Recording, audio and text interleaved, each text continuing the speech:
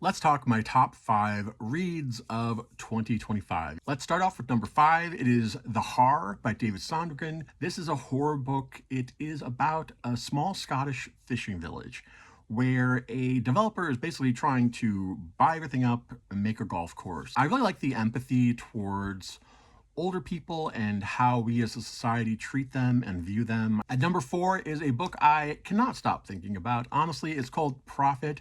This is by Sin Blaché and Helena MacDonald. I think it has a lot to say. Sci-fi, fringe, kind of X-Files stuff, mysterious goings on that have a real big punch that, again, I still think about all the time and is honestly becoming, sadly, ever more, I don't know if I want to say prescient or relevant, one of the two, and neither one's good. Then there's Lie With Me by Philippe Besson, translated by Molly Ringwald.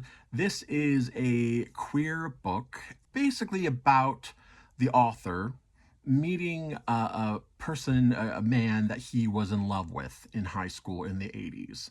That it didn't work out because it was a high school in the in the 80s. Here we start off with him meeting this person many years later, but he hasn't aged and it's sort of strange. Like, what? How is he here?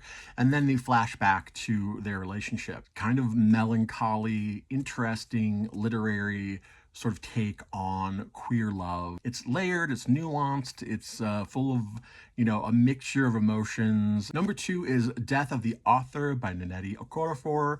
This one, I will admit, I really thought it might be my number 1. And I go back and forth between the top 2 all the time because this one is another one that really stayed with me.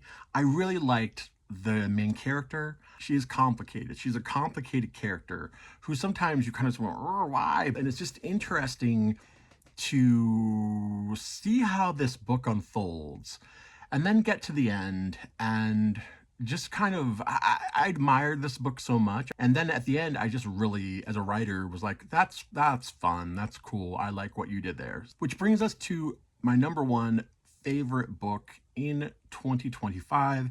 Interestingly enough, it was the first book I read in 2025, and that is Big Swiss by Jen Beagin. This is hilarious, and I think that's part of the reason why it sort of jumped to number 1 for me, because in a rough year, I think the fact that this book made me laugh so much, at the same time that had really great character work, just some really clever writing.